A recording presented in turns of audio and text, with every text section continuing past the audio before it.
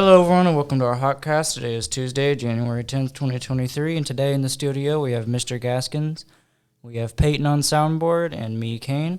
We will be having Coach Taylor join us later on, and we're going to head it off and give it up to Mr. Gaskins. Yeah, thank you, Kain. So while we're waiting on Coach Taylor, who's been so gracious to give up some of his planning block to be with us, we're waiting his arrival. Just some news to share with you. Yesterday, the Associated Press released the first state rankings for boys and girls basketball, and in Class 3A, Lady Hawks tied for number one with Upperman. So in the first Associated Press rankings of the season, Lady Hawks tied with Upperman. Southside a record of 15-0, Upperman 17-2, and of course Southside and Upperman played last year for the 3A state title. Upperman beat Southside. In this latest poll, Southside got 4 first-place votes, Upperman got 5, and actually number 9 Crockett County at 15-2 got 1 first-place vote. Just while we're waiting on Coach Taylor here, go ahead and run down the entire list. Tied for first, as we just said, Southside and Upperman. Number 3, White County. Number 4, Dyer County. Number 5, Elizabethton. Number 6, Creekwood. Number 7, Cumberland County. Number 8, Livingston Academy. Number 9, Crockett County, and number 10, Greenville. While we're on Lady Hawks basketball news, some big news probably coming down the pike this Friday. Albany Collins, senior guard Albany Collins. She currently has 990 points and will go for her 1,000th career point this Friday at home against Covington. Tip-off is at 6 p.m. So if you want to see some Lady Hawk history be made, you'll definitely want to come to that game. Again, that will be Friday, tip-off 6 p.m. at the Hawk's Nest against Covington. Also, and Coach Taylor should be here any minute now, just some non-sports news for you. The following students recently passed their nursing assistant exam, and they are now all certified nursing assistants, which is a pretty big deal.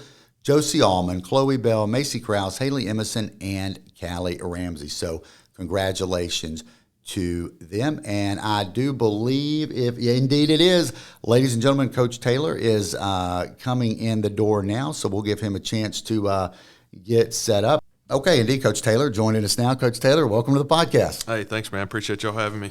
So we had a big win for Georgia last night. I imagine you're on cloud 9 today. Oh yeah. It was not expected to be that bad, but it got ugly pretty fast. So I was pretty excited about that. How did you become a Georgia Bulldog fan?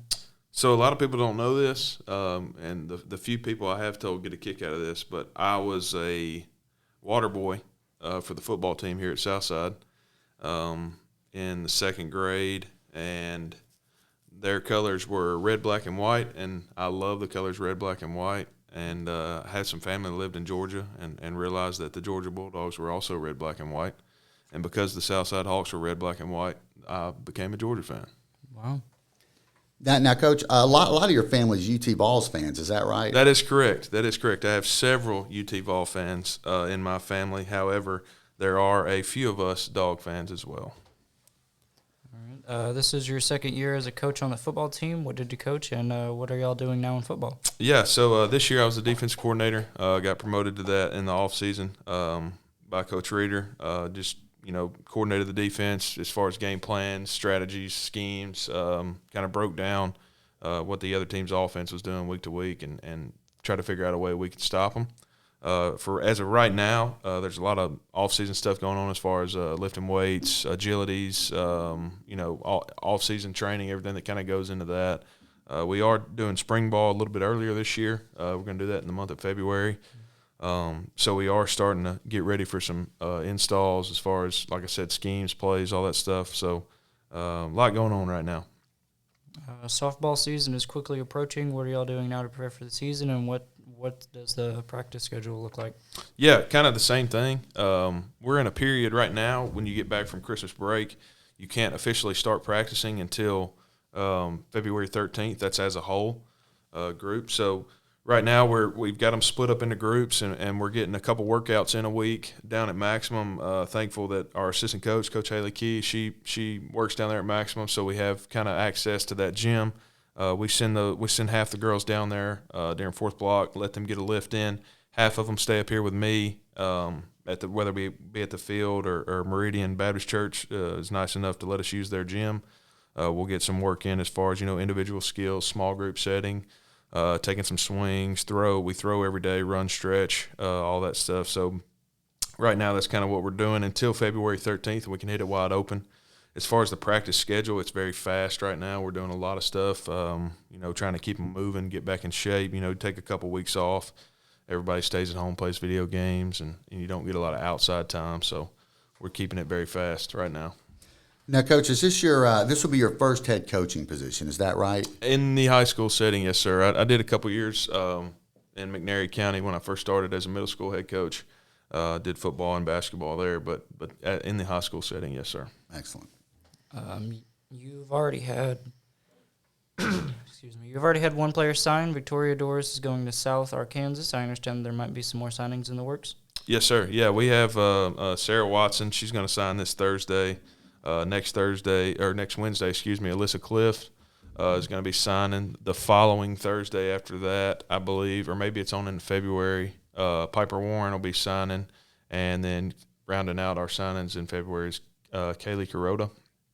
Got another one or two players taking some visits. I don't want to spoil the news on that. I'll let them kind of share that news when they commit. So got a lot going on with our senior class. How special is that to get to see these girls? They played softball most of them, I don't want to say their whole life, but at least since they were maybe 5 or 6 years old, to see them get to play at the next level and do something they love. What's that like as a coach to see? Yeah, I mean, you watch them put in the work and pour into what they want to do and to see it all come full circle. And you say a lot of these girls played softball most of their lives. Well, a lot of them played together most of their lives. So to see this group kind of together take the next step, and they'll all part ways and go their separate ways, but it's kind of cool to see, especially probably for their parents more than anybody, like, hey, we all watch these girls grow up. We raised these girls together, and now, we're here. We've climbed the mountaintop. So I'm very happy for them and their families. What's a day in the life of a coach like, and take us through a typical day? That's $1 million question right there, man. I don't know if I can spoil that. You know what I'm saying? Like that's some hot, some secret information. No, I'm kidding. Get here just like every other teacher do our security bag checks. First block. Now I'm doing some inclusion stuff with Miss Warren. It was my planning period, but they changed my schedule up a little bit. So I'll be helping Miss Warren out with some algebra in first block. Second block, I'll teach my own algebra class. Third block, I'll have my planning period. That way I can go outside and get on the softball field, get it cleaned up, get it ready. And then fourth block, we got softball. So it's pretty long day. Your brother Jordan graduated from Southside and was a big part of the Hawk TV program, and your sister Anna graduated from Southside and was an all-around great athlete. Can you give us a general update on what they're up to these days? Yeah, so my brother, he graduated here in 2016. He was very involved in Hawk TV and the media program with Coach Hammond back then. Now he is working for Froggy 104 radio station. He sells radio ads during the day, to businesses and stuff that, in your commercial breaks that you hear, come down to so-and-so's auto sales. He sells that advertisement space to them, so to speak. So that's what he does during the day. At night he calls football games for Union City. He calls basketball games for Union City. And I think coming up this next year, he's going to be working back in Jackson on Friday nights calling football games, color commentary, play-by-play. Just depends on the night who he's with. So, that's kind of what he's doing. He's got a baby on the way. She's due in March. He's married, lives in Medina, so he's doing well. My sister, she just graduated college in December from Blue Mountain. She played softball there. She graduated here in 2019, played softball, volleyball, and now she is working at Sports Plus down the road doing physical therapy assistant stuff. She is planning to go to physical therapy school in the fall. And what year did you graduate from Southside, and what sports did you play? I graduated here in 2014. I played football and baseball here. Did you have a favorite teacher or a favorite subject? Man, I had several favorite teachers.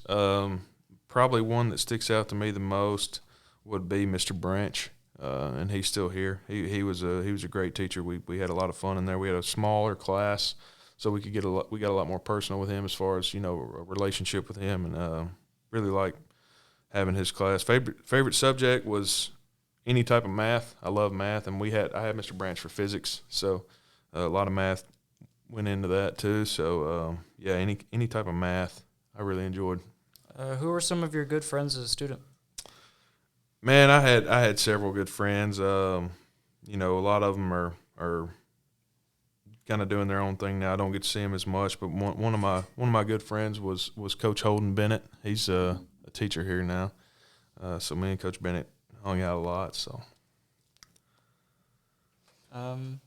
Excellent, Coach. I know, speaking of Coach Bennett, I know you and Coach Bennett and myself, we were all kind of in the same fantasy league, and I'll be honest with you, I hadn't checked it in weeks. My team was doing so bad. How'd your fantasy team turn out this year? Man, I'm going to say that if I'm not one spot above you, I'm one spot below you, because I haven't checked it in a few weeks either. I played in 4 leagues this year, and they all were terrible, and I stopped checking about, 2 months ago, so I have no idea. Excellent. Well, Coach Taylor Kain, you got anything else for Coach Taylor this morning? There are 3 last questions. Where did you go to college, and what did you major in? All right. I went to my first 2 years. When I left here, I went to Bethel University, signed a football scholarship to play there. Played football for 1 year. Then I swapped over to baseball, played baseball my second year. And then Bethel got in some legal trouble with their education program. I was majoring in math there. I was actually going to be a math teacher. And then when I left there, I transferred to Memphis at Lambeth, the Lambeth campus here, and a couple of my education credits weren't going to transfer over, so I just went and basically got a general education bachelor's degree, and then took my license program stuff, did all that through UT Martin as I was teaching. So I kind of took a shortcut, so to speak, but it worked out for me. And these last 2 are more kind of personal. Okay. What do you like about being a coach? It's very rewarding. We get to, as coaches, we get to pour into kids' lives a little bit more than a teacher does. We really get to see them pushed to their limits as far as, maybe in math class, if I give a student a problem that they're frustrated with or they don't want to really do, they can kind of shut it down.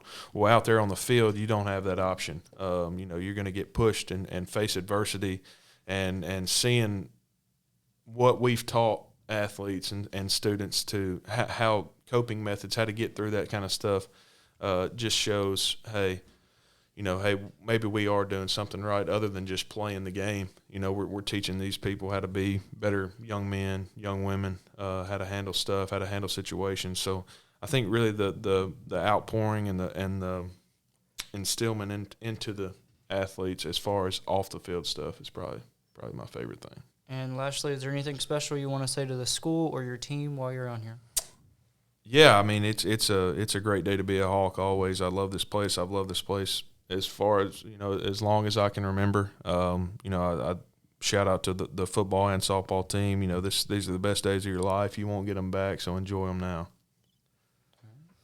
All right, and Coach Taylor, we certainly appreciate you joining us during your planning block here on our HawkCast. Of course, as we said at the top of the show, and basketball, you want to be sure and come to the Lady Hawks game this Friday at home, 6 p.m. against Covington. Albany Collins currently at 990 career points, chance to break 1,000.